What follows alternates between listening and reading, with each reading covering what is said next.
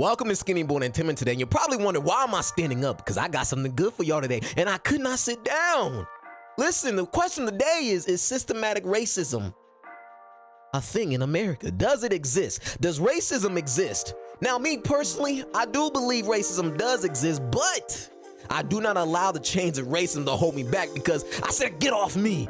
Get off me. No man is going to stop me from accomplishing my goals where I need to be. You may stop me. You may make me take a detour, but I will always get to the finish line. We will be reacting to a reaction video of Tim Scott.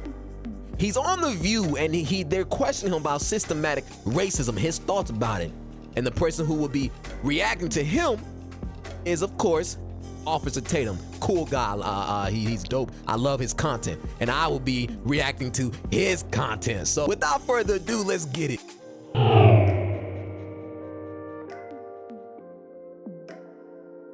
You have indicated that you don't believe in systemic racism.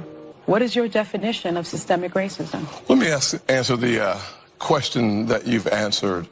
Or does it even exist in your mind? Let me answer the question this way. One of the things I think about, and one of the reasons why I'm on the show, is because of the comments that were made, frankly, on this show, that the only way for a young African-American kid to be successful in this country is to be the exception and not the rule. That is a dangerous, offensive, disgusting message to send to our young people today, that the only way to succeed is by being the exception.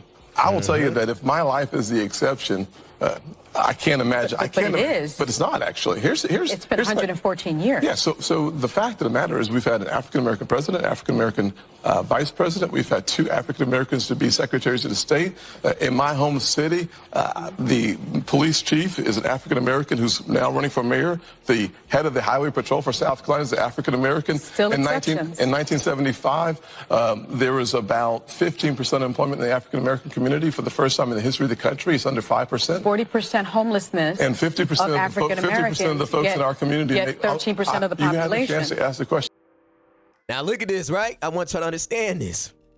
He's speaking all these positive things. And what does she do? She wants to add all the negatives. When you start to think of all the bad things in life, when your whole entire story is based off what I can't do in life, you will remain in the position you are in right now. You will not see any progress at all. So even though as the years have went by and black people have been improving in life, she wants to always pinpoint. Oh, no. What about this? Oh, no. What about that? You keep thinking like that your whole entire life, you will remain in the same position you are in, and you will not excel in life. I want there to be more black engineers. I want there to be more people finishing school. I want us to reduce the rate of our single homes. I want us to improve ourselves. And you cannot do that dwelling on the things that's holding you back. The chain of victimhood mentality is strong with this one. The chain of victimhood mentality is strong on this one, as you can see. But let's continue. You like people to be deferential and respectful, so I'm going to do the same thing. True. So here's what I'm going to suggest. I'm going to suggest the fact of the matter is that progress in America is palpable. It can be measured in generations. I look back at the fact that my grandfather, born in 1921 in Sally, South Carolina, when he was on a sidewalk, a white person was coming, he had to step off and not make eye contact. That man believed then, with some doubt now, in the goodness of America, because he believed that having faith in God, faith in himself, and faith in what the future could hold for his kids would unleash opportunities in ways that you cannot imagine. Yes. Every kid today can look, just change the stations and see how much progress has been made in this country. ABC, NBC, CBS, ESPN, CNN, Fox News all have African-American and Hispanic hosts. So what I'm suggesting is that yesterday's exception is today's rule. And for us to so suggest... America has met its promise. No, of course, the concept of America is that we are going to become a more perfect union. But in fact, the challenges that we face 50 years ago and 60 years ago should not be the same challenges that we face today. And here's the way that you measure that. Y'all heard that? The challenges we faced 50 years ago should not be the same challenges we are facing now. Come on. Generational progress. Generational wealth for your family. Now, mind you, because I already know there are some people who are going to reply to what I'm saying right now. Racism is a huge thing in America. Don't you see how they're treating black people every single day? They're killing us. And I'm telling you, do you not see the change that has been happening in America? Do you not see the progress? All throughout my life, I could have had the mindset of I can never become an engineer because I don't see any black engineers. The percentage of black engineers in America are 3.3%. That's a very low statistic. But I told myself I will be that person that creates a bridge for more people who look like me to become engineers. So I will always speak on positive things.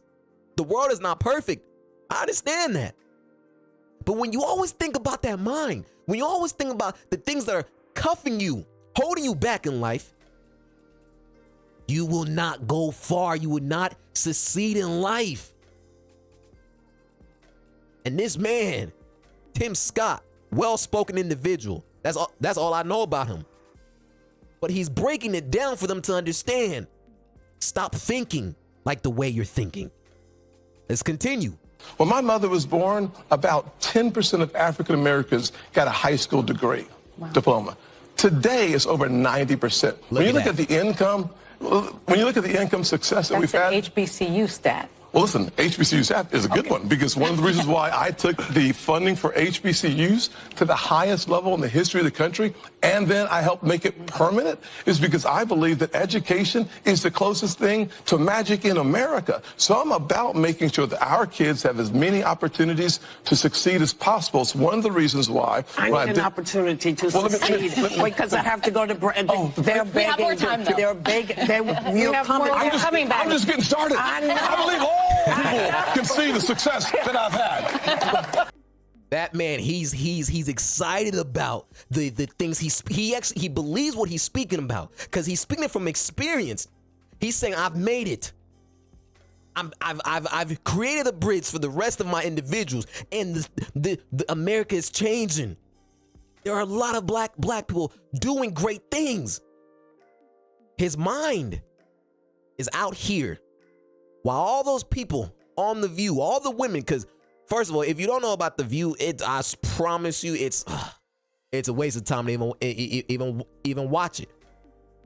Their mindset is in the past. Their mindset, they speak as if progress has not been made. They speak as if they want you stuck in their views.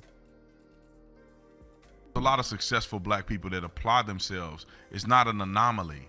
It's not like you see a black man in a suit that's successful. Oh my God, I'm shocked. There's black people that are successful. Right. That's not the case. There's a lot of knuckleheads out there that ruin the reputation of good, solid, respectable black men in America. But, you know, people that are on The View, they are the ones who try to perpetuate. I just say it like this.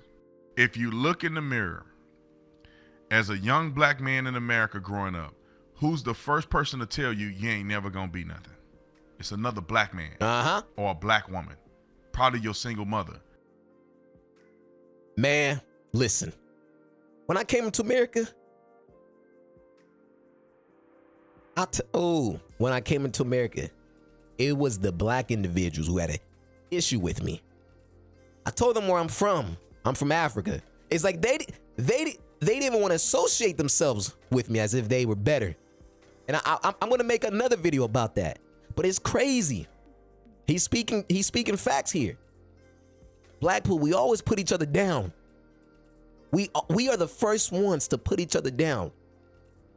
Instead of encouraging each other, we hold each other back.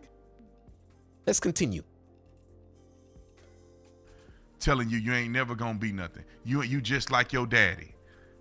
Or you get to the school and your peers are telling you, oh, you're trying to be white because you're trying to actually get an education to get out the ghetto. Mm-hmm. Many times this happens. Not every black person is born in the hood, so I'm not talking about every black person. But I'm giving you a glimpse into the beginning of the victimization of young black people. They're being victimized by their own people first. They're telling you you're not going to be anything. They're telling you the white man hates you. The white man ain't said nothing to you. The white man have not done anything to offend you. But your own people have set you up to hate the white man first before the white man could ever perpetuate any level of violence against you. And odds are that they never will. The leading cause of death for young men my age is being killed by another black man. Not by anything that involves white people. The education system, the corrupt.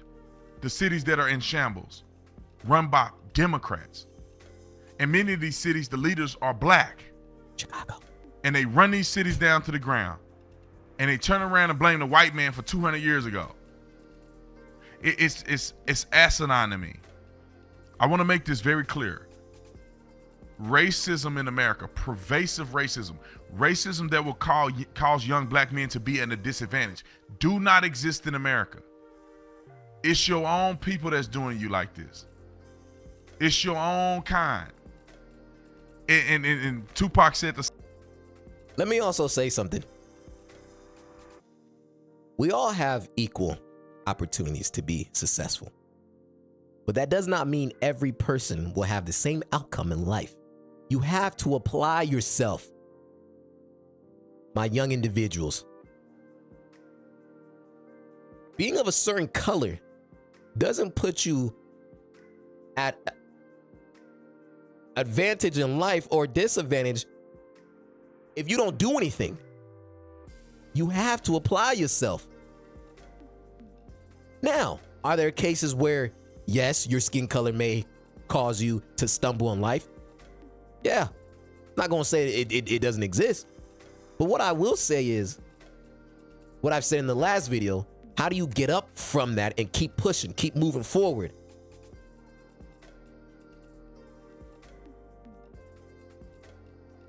Same thing. He said, they say it's the white man I should fear, but it's my own kind doing all the killing here. How's that not true? Look at Chicago, 50-some people shot. Is there white men going in Chicago and shooting them? No, they're not. That's us shooting each other. That's us killing each other. That's us raping each other. That's us abusing our children, not being fathers in the home. That's us doing that. Selling dope to your own brother. Don't blame the white man. You took the drugs and cooked it, and then went out and sold it to your brother and watched him die as you feed them drugs every week. That's you that did that. That's one thing I never understood, because I grew up in and around the hood my whole life, or at least my whole youth, until I became 18 and I went to college and got out of it. But I used to watch the drug dealers in the community, and they were superstars. Yeah. But then one day, I was getting black culture. It's like all the wrong things in life, we idolize. The rappers, we idolize. The drug dealers, we idolize. We sexualize our women. And we expect to be in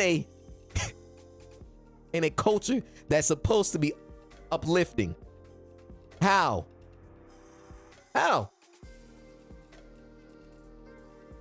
Fathers and mothers aren't even in the household. Who's raising those kids? Before you speak about racism, before you even speak about anything else, let's focus on the core issues, what we do to ourselves. That's all I'm saying. Now, I know I'm going to have some comments, people say, oh, you a coon. I already know. That's okay. I'm going to keep pushing.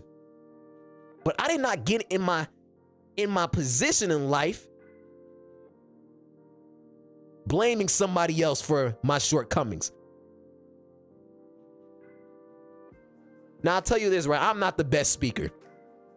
I'm not the best speaker, but I work towards it every single day. I would have never thought I would be in front of you guys, in front of a camera, speaking. Because as a kid, oh man, first of all, I started like crazy. But I improve myself every single day. And that's what you have to do in life. That's it, man. Everything he said was spot on. Everything he said. So my young individuals, my young black individuals, if you want to make a change, it has to start with you. You have to get to the point where others will look at you and want to be you, or inspired to be like you, and you pave them a road. You show them the ropes. Hey, this is what you need to do.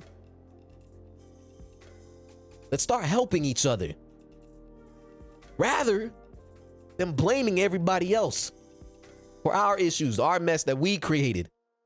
Come on now. But that's all. Skinny Boy out.